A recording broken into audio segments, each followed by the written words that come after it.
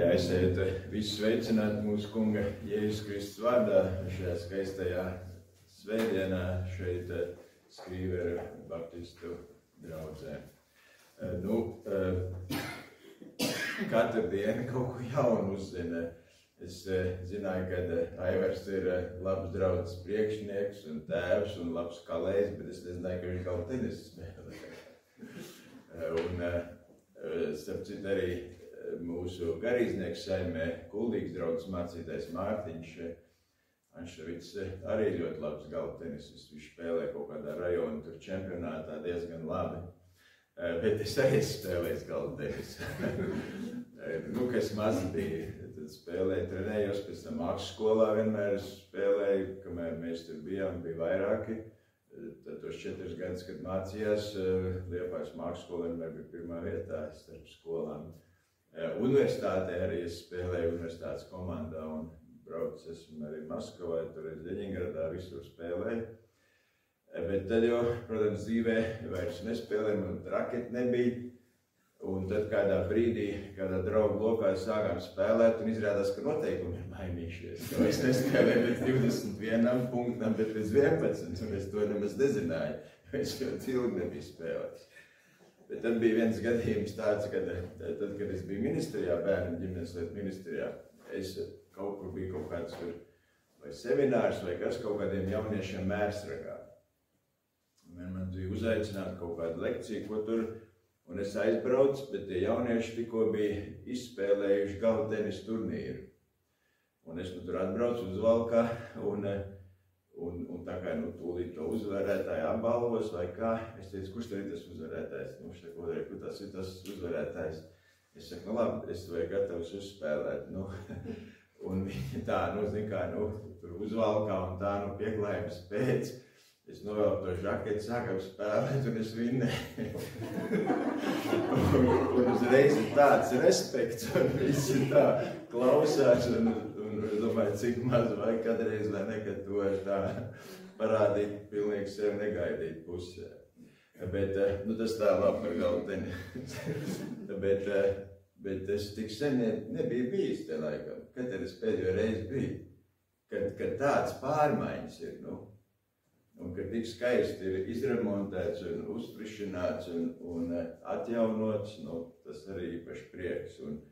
Un es to vārdu, ko runāšu, tas daļai būs arī tieši par to, kaut arī es nezināju, ka tik skaisti te viss ir izdarīts. Un tāpēc ieklausīsimies tajā stāstā, kas ir visos 3 sinoptiskos evaņģēlijos, bet es nolasīšu tagad no Lukas evaņģēlija, no 9. nodaļas, no 28. panta līdz 35. To stāstu jūs ziniet, bet ieklausīsimies. Lukas evaņģēlijā 9. nodaļa, no 28. panta. Atgadījās kādas 8 dienas pēc šīm runām, kad viņš, tas ir Jēzus, ņēma pie sevis Pēteri, Jāni un Jēkabu un uzkāpa uz kalnu Dievu lūgt. Un viņam lūdzot, viņa seja dabūja citu izskatu, un viņa drēbes kļuva spoži baltas. Un lūk, 2 vīri sarunājās ar viņu. Tie bija Mozus un Elija. Tie parādījās debesu spožumā un runāja par viņa galu, kas to sagaidīja Jeruzālēmē. Bet Pēters un viņa biedri bija miega pilni. Un uzmodušies, tie redzēja viņa spožumu un 2 vīrus pie viņa stāvam. Kad tie taisījās atstāt viņu, tad Pēters sacīja uz Jēzu: Meister, šeit mums ir labi. Taisīsim 3 teltis, vienu tev, vienu Mozum un vienu Elijam. Un viņš nezināja, ko viņš runāja. Un viņam vēl tā runājot, parādījās padebesis un viņus apēnoja. Bet viņi bijās, kad padebesis viņus apklāja. Un no padebeša nāca balss sacīdam: Šis ir mans dēls, mans izredzētais, to klausiet. Āmen. Kungs Jēzu, mēs pateicamies par to, ka varam lasīt tavā vārdā kādas notikumus, bet Kungs dod, ka tos lasot mēs arī šodien varam domāt, ko tu gribi pasacīt mums. Jēzus vārdā. Āmen. Es gribu apstāties pie šiem vārdiem no šī notikuma, kur Pēters saka, mācītāji, te mums ir labi. Un padomāt par šo apgalvojumu, par šo Pēteru izteikto teikumu, te mums ir labi.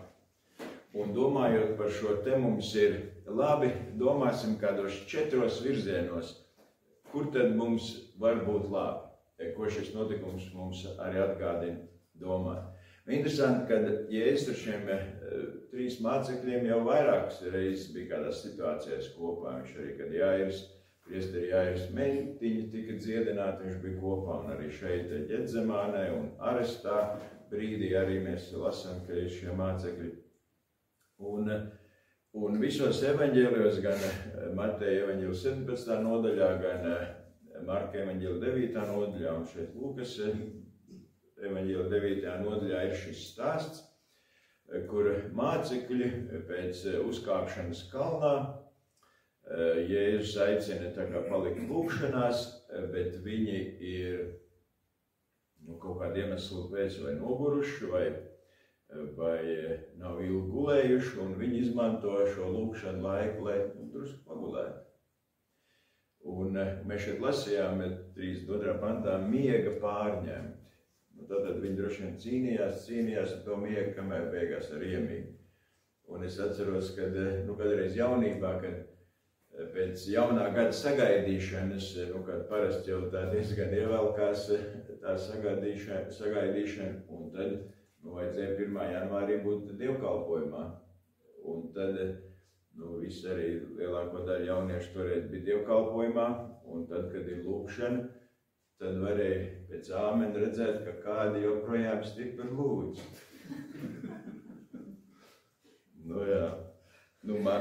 Mācekļiem arī tā kaut kas ir gadījies, bet tad viņi redz, kad ir tas spožums tik ārkārtīgi liels, grandios, tā gaisma ir tik milzīga, tik balta, kad acīm redzot tas pamodināja.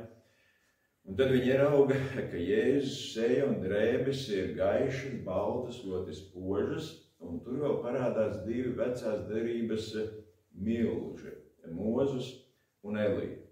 Un tie jau simbolizē arī kaut ko no ticības dzīves, un Mozus pārstāv likumu, Mozus pārstāv uzstādījumus, ja Mozus simbolizē noteikumus, kā vajadzētu dzīvot.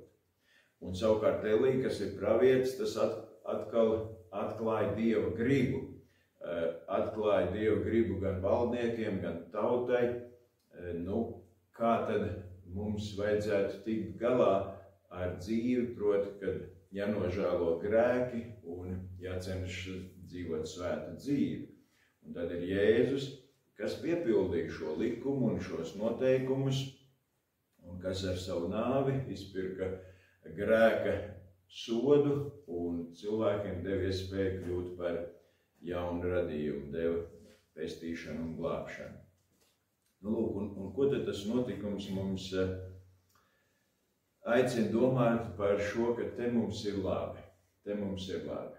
Un tad tas pirmais virziens, ka te mums ir labi, mēs varam domāt par vietu.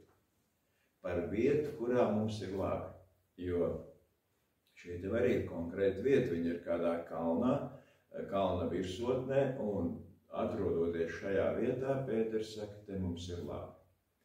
Un šī kalna virsotne, kurā viņi piedzīvo kādu īpašu atklāsmi, apskaidrību, godību, īpaši Dievu klātbūtni, Pēterim liek izsaukties, te mums ir labi.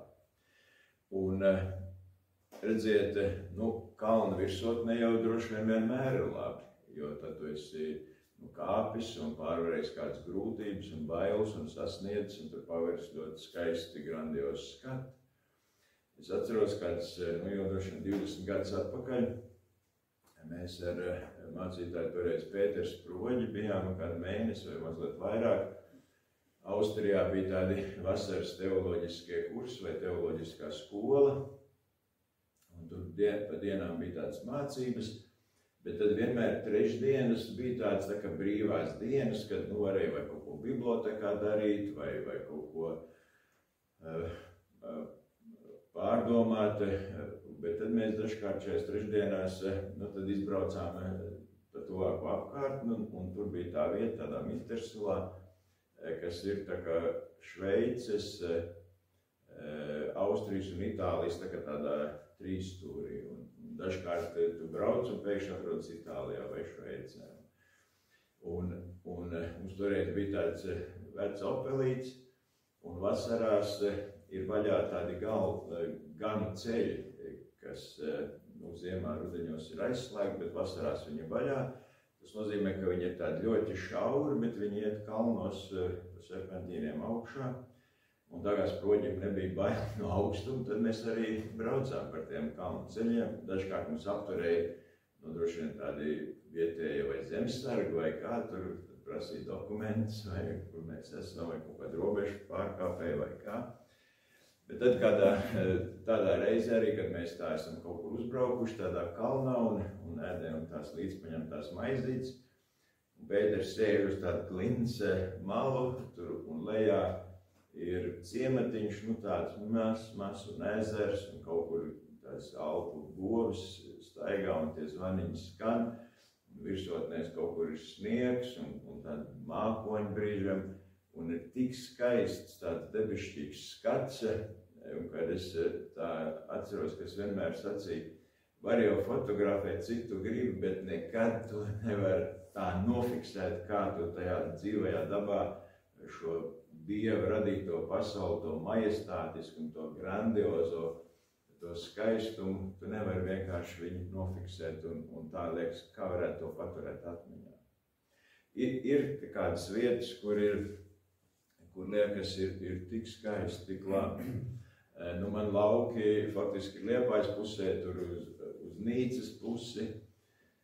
Un tad, kad mēs bijām jaunāki, tad šad un tad nedēļas nogalē pavasari tur braucām, un ko tad fiks vajag nopļaut visu to cik tur var ap māju, tad kaut ko tur paravēja, sakārto, un viss milzīgā skriešanā, un tā arī paiet tā nedēļas nogala, un tad saulē rietot, tu apsēdies, un saka, cik skaisti, bet jābrauc prom, un paiet kaut kāds mēnesis, un atkal aizskrien, visu nopļauj, visu tur kaut ko paravē, sakārto, visu apsēdies, un saka, varētu tā baudīt, kaut ko palasīt, jābrauc prom apakaļ uz Rīgu, un tu liekas, kam tad tu to visu, vai ne, gatavo, tad nāk stirnas un apgrauž, un liekas, tās priecājas par to skaistumu.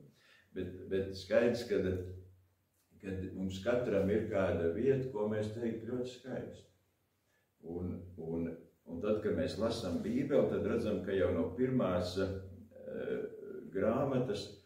Mūzes grāmatas, kad Dievs radīja pasauli, tad viņš 5 reizes pēc kārtējā radīšanas darba dod novērtējumu un saka, ka tā ir labi, ka tas, ko Dievs ir radījis, tas ir labs.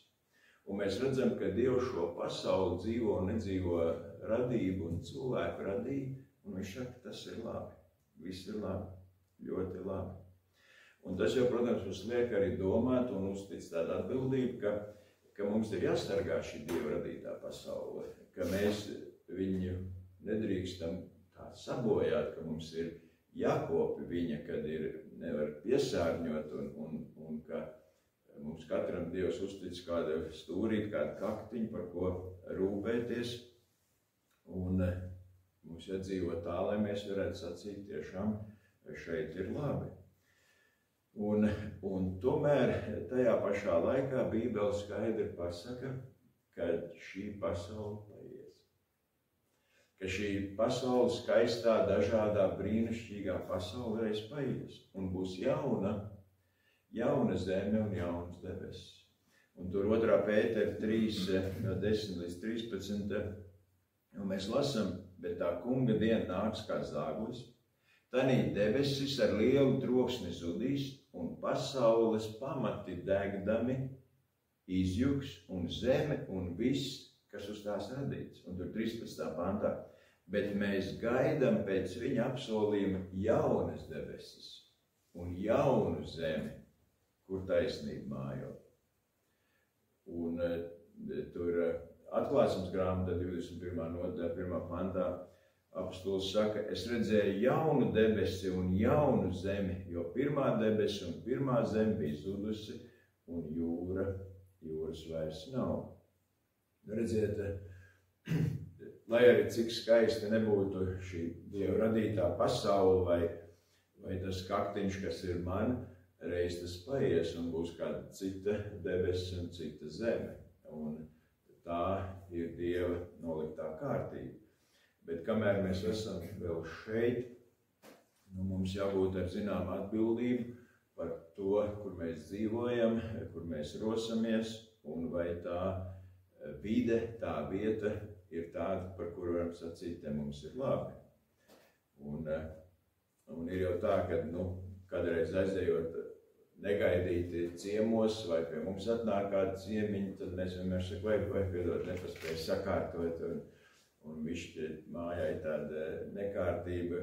Citiem var sakot, mēs vienmēr varam uzlabot, ja vienmēr varam padarīt to labāk, un tāpēc jau mēs varētu tā domāt, kas tad būtu jādara, lai tā mana dzīves vieta, tā mana māja vieta, vai tur, kur es rosos, lai tā būtu tāda skaista, laba, par kuru varētu teikt, te mums ir labi, te man ir labi. Bet mēs arī par Dievnam varam sacīt, ka tā ir vieta, kurā mums ir labi.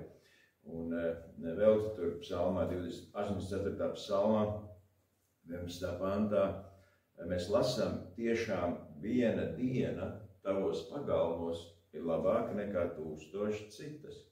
Stāvēt pie Dieva nama sliekšņa ir labāk nekā mājot bezdievīgo mājokļos. Redziet, cik skaisti, kad arī tā vieta, kurā mēs sanākam kopā, kā Dieva bērni, ir skaista.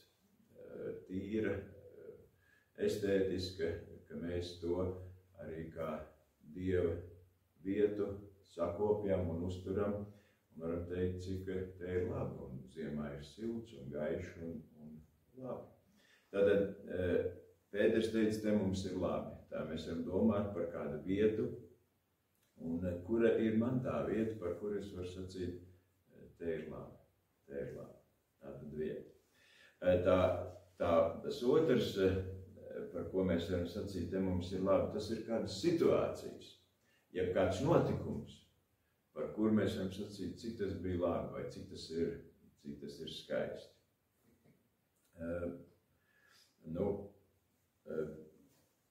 Kā jūs zināt, mums ir diezgan daudz tie mazbērni, un tad, kad viņi kādreiz viesojās, tad, protams, viņi grib kaut ko spēlēties un daudzīties. Un vienmēr jau pieaugušie saka, tagad beidziet, jo tas beigsies ar asarām. Un lai arī cik liela ir smieklis un gavilis, tas beigās beidzās ar asarām, ja neapstur laicīgi.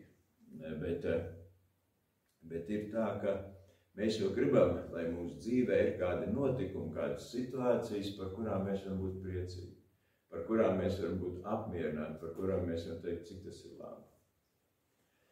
Un dažkārt tie ir kādi notikumi, kurus mēs varam paši veidot, bet dažkārt viņi arī dzīvē vienkārši notiek pilnīgi negaidīti. Kad laika apakaļ bija Facebookā, viņš arī, vienā draudzē ir tāds Andrejs Priedīts, viņam arī māks 4 bērni vai kā. Un tad viņš rakstīja, ka karstā vasaras dienā, tādā ļoti karstā vasarā, viņš ar 3 saviem dēliem, maziem puikiem, tīrīja tur ārā ielu. Slaucīja tur ielu šajā karstumā. Un pēkšņi pabrauc garām kaut kāds lepens BMW melns, tā kā pabrauc garām un atbrauc mazliet atpakaļ. Un izkāp ārā tāds jauns cilvēks un iedod labu naudiņu, lai mazie puikas iet nopirkt saldējumu. Viņš tā kā brauc garām, ieraudzīs, ka viņi tur slauk to ielu un tos putekļus tur kaut kā vāķi un smilts. Viņam kaut kas uzrunāja, viņš vienkārši apstājās un iedod, lai viņi nopērk saldējumu un iepriecīgi. Un es atceros, kad mēs kādreiz arī sākuma gados dzīvojām Mateja baznīcā tur augšā. Un tad, kad sniegs, tad arī gājām palīgā tīrīt to trotuāru baznīcas priekšā. un pa ielu brauc tas tīrītājs ar tām birstēm, un viņš ierauga, ka es tur ar puikām arī tīru to ielu, un viņš apstājas un pēkšņi uzbrauc uz trotuāru un visu to sniegu mums notīra vienā rāvienā.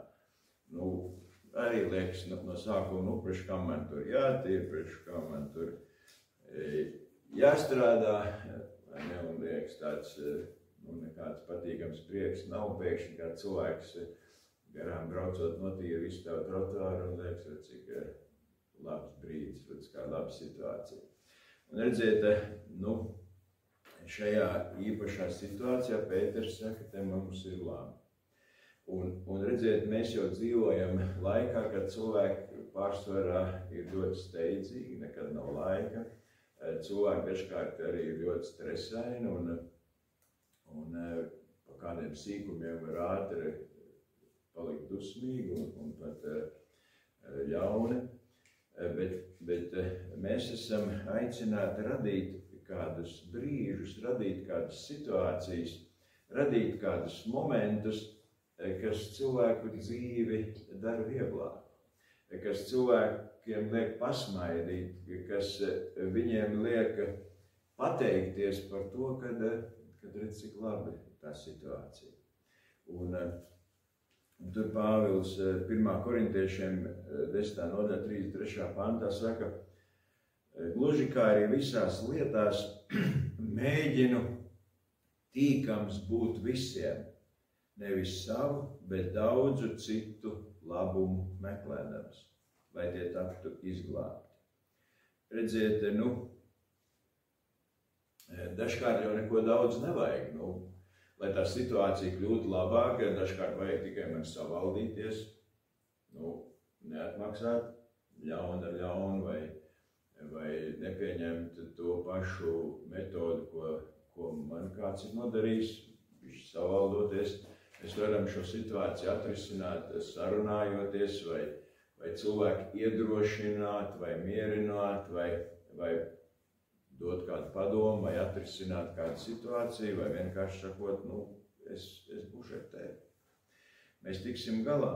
Un līdz ar to tā ir liela iespēja un žēlastība, ka dzīvot šajā pasaulē ar savu dzīvi, ar savu pieredzi un ar to, ka mēs ticam Dievam, mums ir kāds resurs, kā mēs varam kādas situācijas vērst par labu. Kā mēs varam kaut ko otram cilvēkam dot tādu, kas viņa dzīvi dara vieglāk, un viņš ir cik labi beigas. Tad, cik labi, šeit mums ir labi, mēs varam domāt par kādu vietu vai vidi. Šeit mums ir labi, mēs varam domāt par kādu situāciju vai notikumu. Bet tā trešā lieta ir, te mums ir labi, tas ir par cilvēkiem. Tas īstenībā ir par cilvēkiem. Un tas nozīmē to, ka ļoti bieži vai būs labi vai nebūs labi ir atkarīgs no manis vai no citiem cilvēkiem. Un arī Pēters jau šeit nesaka, te man ir labi. Viņš saka, te mums ir labi.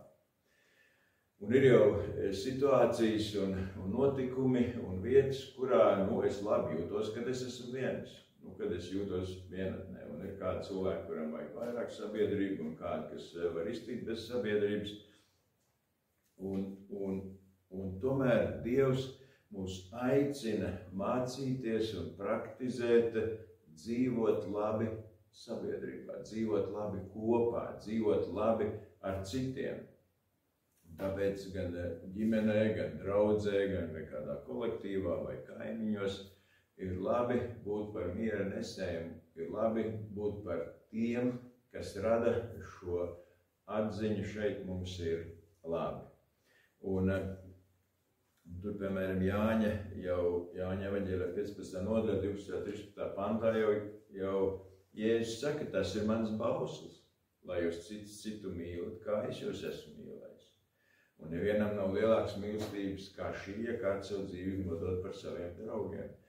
Redziet, tas jau ir Jēzus tieši aicinājums.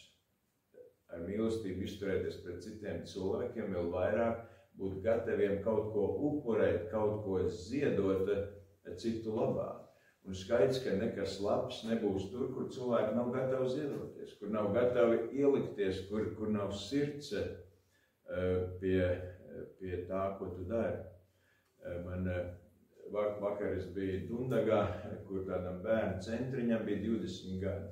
Un pirms 20 gadiem mēs tur palīdzējām to bērnu centriņu atvērt, un viņi 20 gadus visu laiku ir darbojušies, kur bērni pēc skolas var nākt kopā. Un viņi tā kā uzaicināja, es domāju, nu labi, jāizbrauc arī. Un tu redzi, ka pa šiem 2 gadiem tur ir bijuši 2 vadītājs, un arī viss tādas ticīgas kundzītes, un visu laiku viņas uzticīgi par tiem bērniem ir rūpējušās, gādājušas, palīdzējušas dažādās dzīves situācijās, un viņš ir pastāvējis kā tāda skaista vieta vai tāda bāka, lai bērni varētu pēc stundām vai kādām dzīves situācijām justies droši, mīlēt un arī, ka var droši kaut ko izteikt un parunāt. Redziet, tas jautājums jau ir, kā tad mēs varam citiem cilvēkiem būt par to atbalstu, un mēs jau pat dažkārt nemaz ļoti neupurējamies vai neziedojamies, bet Dievs aicina, ka mēs varam būt par atbalstu un stiprinājumu otram. Un es atceros arī, kad padomu gados jau, kad, piemēram, tādās lauku draudzēs svinēja gadasvētkus. Parasti vasarās viņi bija un tad uzaicināja no citām draudzēm. Un tur Liepājas pusē, vienalga, vai tas būtu tur Priekulē vai Aizputē vai Aizvīķos, vienalga, kur bija kāds mazāks tās draudzes, tad parasti no citām draudzēm sabrauc. Un dažkārt tas dievnams bija tik pilns, kad arī stāvēja ārpusē pie vaļējiem logiem un klausījās. Un tad jau tas dievkalpojums tur vismaz kāds 2, ja ne vairāk stundas gāja, un tad bija kaut tāda sadraudzība ar maizītēm un vēl visādas liecības un dzejas un dziesmas. Tur, man liekas, kā 4-5 stundas kā minimums viss tā svēta dejšana gāja. Un tad gan vienmēr arī tas mācītājs teica, šeit mums ir labi. Un es domāju, kā var tik ilgi pusdienas svinēt un teikt, ka ir labi, sen taču vajadzēja beigt, vai ne? Bet vienmēr teica, šeit mums ir labi un taisīsim tagad telti, bet mums ir jāiet dzīvē pie darba un pie cilvēkiem. Šeit mums ir labi, bet mums jāiet dzīvē pie darba un pie cilvēkiem. Un skaidrs, ka tā kristīgā sadraudzība jau ir kā tāda miera osta, bet ne jau tur parādās mana kristīgā dzīve, bet tieši, kad mēs izējam tajā ikdienā. Un šodien jau mēs dzīvojam laikā, kad daudz kas mainās. Un tā interneta pasaule un mākslīgais intelekts skaidrs, ka viņš arvien vairāk ieņem arī vietu. Un tas aksioma, tas teiciens jau ir skaidrs, kas ignorē internetu, kas ignorē šodienas tehnoloģijas, tas ignorē nākotni.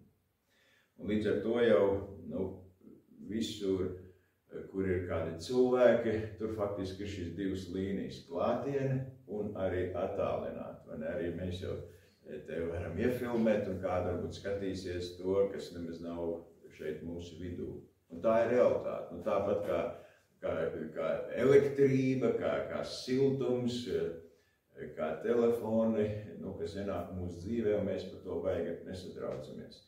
Un tā realitāte jau arī ir, kad visur ir tā klātiene, un arī attālināti mēs varam sekot līdz tam, kas notiek. Un tas nozīmē, ka es varētu arī te viens vai Aivars viens vai neteikt kaut ko vajag labi sagatavot un ierunāt, un cilvēki skatītos, pārdomāt. Bet redziet, tikpat svarīgi ir tomēr tā saskarsme, jeb sarunas, jeb satikšanās, jeb būšana kopā. Un tas nozīmē, ka cilvēkiem ir ne tikai svarīgi kaut kāda kvalitāte, jeb laba sagatavota lekcija vai kāds priekšnesums, bet ka tikpat svarīgi ir arī mūsu fiziskā saskarsme. Bet šajā fiziskajā saskarsmē jau ir ļoti svarīgi, lai tā ir patiesa.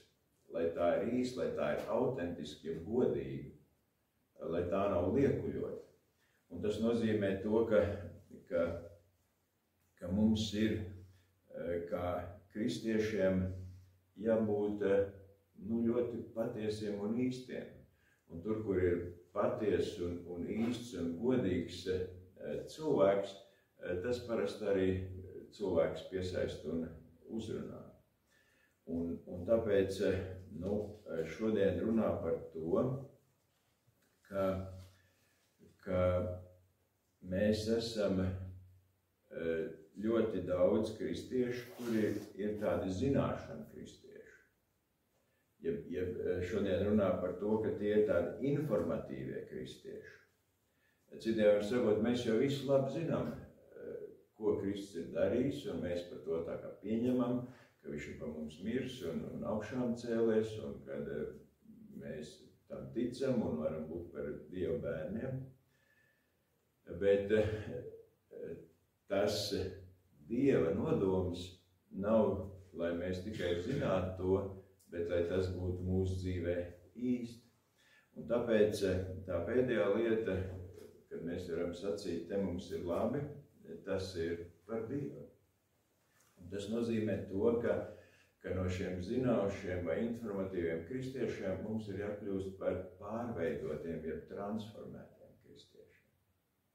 Jeb citiem vārdiem sakot, par patiesiem Kristus mācekļiem. Par Kristus mācekļiem. Un šī epizode jau arī parāda, par ko Pēters saka, te mums ir labi, ka tā vislabākā iespēja, kur cilvēks var sacīt, te mums ir labi, ir Dieva tuvumā. Ir Dieva tuvumā. Un pirmā brīdī, ja mums liekas, lai mēs varētu teikt, te mums ir labi, tad mums vajag skaista māja vai skaista vīde, mums vajag, lai ir priecīgi un pozitīvi notikumi, situācijas, lai mums ir labi cilvēki apkārt.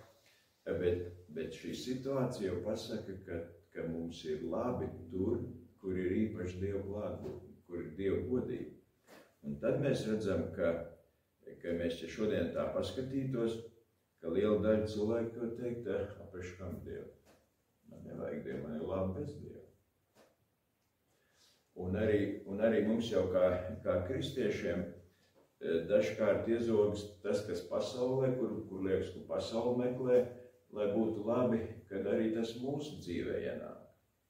Un mēs sevi piepildam vai savu ikdienu piepildam ar to, kas nemaz nav kristīgs vai Dievam patīkams. Un es lasīju, ka vidēji dienā cilvēku mobilajā telefonā pavada 3 stundas un 15 minūtes. Es domāju, kā varbūt 3 stundas telefonā. Bet izrādās, ka kāds 58 reizes vidēji dienā tu paņem telefonu un kaut ko skaties, raksti, lasi. Un beigās jau tā ir kāds īsāks brīdis, tā kā apskaties, kas noticis vai kas pasaulē ir mainījies. Tev kaut kāds čatiņi, kāds īsziņas, kaut kas ir. Un skaidrs, ka tas jau viss atstāja uz tevi iespaidu. Un mēs it kā kaut ko zinām, mēs esam izglītoti, bet tas jautājums ir, vai mēs esam pārveidoti. Vai mēs atļaujam Dieva garam mūs vadīt. Vai mēs nenoslāpējam to, ko Dievs grib caur mani izdarīt, lai varētu sacīt, te ir labi. Un būt labi ar Dievu nozīmē dzīvot ar Kristu. Un dzīvot ar Kristu tā ir māceklība, tā ir nodošanās, tā ir paklausība, tā ir šķīstīšanās, tā ir lūgšana un galu galā tā ir sekošana Kristum katru dienu. Un tad, kad pirmie kristieši sanāca kopā kā draudze vai arī kā ģimenes, viņiem jau faktiski bija vienmēr svarīgi 2 jautājumi. Kam mēs ticam, ja citiem var sakot, kāda ir tā mūsu mācība, pārliecība, jeb tās zināšanas, un tāpēc mēs lasām apustuļu darbus un vēl vairāk vēstules, kur mēs redzam, ka vienmēr viņi grib noskaidrot, tas mūsu ticības esence, ja tas ticības pamats, kas tas ir, un tad tur ir dažādas diskusijas un strīdi, un mēs gribam saprast, kā mēs ticam. Un arī šodien jau, ja mēs, kaut kādas kristīgas organizācijas vai draudžu mājaslapas atvērt datorā, tad tur vienmēr parādītos, kam mēs ticam. Un tas mums ir svarīgi, jo mēs gribam saprast, vai mums ir kaut kas kopīgs vai atšķirīgs, kam mēs ticam. Bet redziet, tā otra patiesība, kas pirmās kristiešu draudzēs bija ārkārtīgi svarīgs, bija, kā mēs dzīvojam. Ne tikai kam mēs ticam, bet kā mēs dzīvojam. Ja citiem sakot, kā mana ticība izpauž ikdienā, kā mana ticība izpauž praksē, kā mana ticība apliecinās visdažādākās dzīves situācijās. Un skaidrs, ka mums ir svarīgi noskaidrot, kam mēs ticam, bet vēl svarīgāk ir, kā tad mēs to īstenojam dzīvē. Un tad, ja mēs paskatītos, piemēram, mājaslapās vai kādās, atziņās, organizācijas vai draudzēs, kā mēs dzīvojam, tad tur nemaz tik daudz nav. Tad tur ir tā kā, pats dari, kā tu gribi, kāda ir tava sapratne vai tava brīvības izpratne, tā apmēram tu dzīvo. Mūsu baptistu draudzēs ir tāds kredo, kur ir arī daudz tādi pietiekami precīzi un diezgan sīki jautājumi, kas skar visdažādākās dzīves aspekts, kā mēs arī praktizējam un uzskatām, un dažkārt, kad jauni draudzes locekļi ienāk, vai tie, kas grib pie kristības, tad mēs vismaz arī Matejā aizējam cauri šiem ticīgās dzīves kredo par dažādiem dzīves jautājumiem, pret sabiedrību, pret politiku, pret visām šīm abortu lietām vai homoseksuālām lietām, bušanām un dzīvlešanām, lai iziet cauri, lai cilvēki arī saprota, tad kā mēs kristīgi varam dzīvot. Un tāpēc ir tas jautājums ne tikai par ticību, bet arī par dzīvošanu. Mācekļi piedzīvoja kādus brīnišķīgus brīžus ar Jēzu un arī šajā kalnu virsotnē, un vēlāk arī tur Pēters saka kādā vietā, kad viņš atsaucās uz šo atklāsmu toreiz kalnā, ar šo piedzīvoto Dievu godību, kur arī viņi dzirdēja balsi, kas apliecina, ka Kristus tiešām ir Dieva dēls, un ka Dievam uz to ir labs prāts. Taču Jēzus aicina un atgriež mācekļus realitātē. Un arī mēs varam saprast, ka mūsu dzīves vērtība jau ir tur, kur mūsu dzīve rit. Un dievnams vai dievkalpojums vai kāds lūkšana brīdis vai kāda mazā grupa Bībeles studijā ir kādi brīži, kur mēs esam Dieva tūmā, bet mūsu tā dzīves vērtība jau būs tad, kad mēs būsim ikdienā. Un tāpēc ir svarīgi apzināties, ka kopā ar Kristu, esot viņa klātbūtnē, arī tajās ikdienas pienākumos un uzdevumā mēs varam piedzīvot, ka tur ir labi, jo Kristus ir ar mums.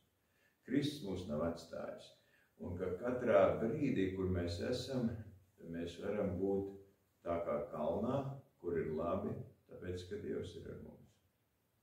Un lai Dievs dod, ka mēs spējam piedzīvot šos, varētu teikt, šos kalna brīžus, vai šos te mums ir labi brīžus katru dienu. Un ja mēs būsim kopā ar Kristu, tad arī pat ja mums jāiet no kalna lejā kādā ielejā, mēs varēsim sacīt, te mums ir labi. Te mums ir labi, tāpēc, ka mēs esam kopā ar savu kungu. Lai Dievs dod, ka mums ir kādi labi brīži, labas vietas, labi cilvēki, bet pāri visam, lai mēs vienmēr varam sacīt, te mums ir labi, tāpēc, ka te ir Kristus. Amen. Pielūksim Dievu. Kungs, Jēzus, mēs pateicamies, ka varam būt šeit Skrīveru dievnamā un ka te mums ir labi. Mēs pateicamies, ka te ir skaisti, te ir klusi un mierīgi, bet pār visam te mēs esam kā tavi bērni, māsu un brāļi, un tu pēc savu apsolījumu esi mūsu vidū. Un paldies, Kungs, ka tu esi apsolījis būt pie mums līdz pasaules galam, un ka tu nekad mūs neatstāsi. Un Dievs dod, ka mēs varētu būt kā tādi paklausīgi bērni, kuri negribētu mukt prom no vecāku klātbūtnes un domāt, ka mēs paši ar savu dzīvi varam tikt galā. Bet, kungs, ka mēs vienmēr varētu iziet ar šo apziņu, ka tu esi mums līdzās. Ka tu redzi ne tikai to, ko mēs redzam, bet ka tu redzi mūsu sirdis un arī mūsu apslēptās domas un nodomus. Un tāpēc, kungs, ka mēs varam ar ikdienas darbus, pienākumus, sarunas un savu dzīvi aizvadīt tajā apziņā, kad tu esi mums līdzās. Un ja tu esi mums līdzās, ko pasaule mums varēs izdarīt? Ko citu mums varēs izdarīt? Vēl vairāk, kungs, ja mēs esam ar tevi, tad tu dod mums arī padomu caur Svēto garu, ko sacīt, ko runāt, kā atbildēt, kā rīkoties, kā izturēties, lai tās situācijas, kas šodien ir tik nemiera, stress, dažkārt naida un dusmu pilnas, lai tās darītu mierīgas, lai kungs ienestu mieru, lai ienestu kādus risinājumus, gal galā, lai cilvēkiem norādītu ceļu pie tevis, kas ir visas dzīves atrisinājums. Un, kungs, es lūdzos svētī, kad atkal nākošajā nedēļā mēs iziesim savās dzīves gaitās. Mums dod, lai ir tavs sargāšana, tavs padoms, tavs miers un reizi arī, kungs, ka tavs svētība. Es lūdzu, kungs, svētī arī Skrīveri draudzi un ikvienu, kas ir šeit un kas ir varbūt citās vietās vai tuvāk un tālāk. No mums šķirt, kungs, sargā un pavada arī viņus, lai viņiem viss labi izdodas. Mums svētī arī visus mūsu draugus, lielākus un mazākus, mūsu dzimtenē un kristiešu visā pasaulē. Un kungs dod, ka patiesi mēs varam būt kā zemes sāls, kā gaisma tajā vietā, kur tu mūs esi nolicis, lai cilvēki varētu sacīt tiešām, kad tu esi, tad mums dzīvē ir kaut kā labāk. Kungs, palīdz mums tavu uzticēto misiju šajā pasaulē piepildīt. To no viss sirds lūdzam Jēzus tavā vārdā. Āmen.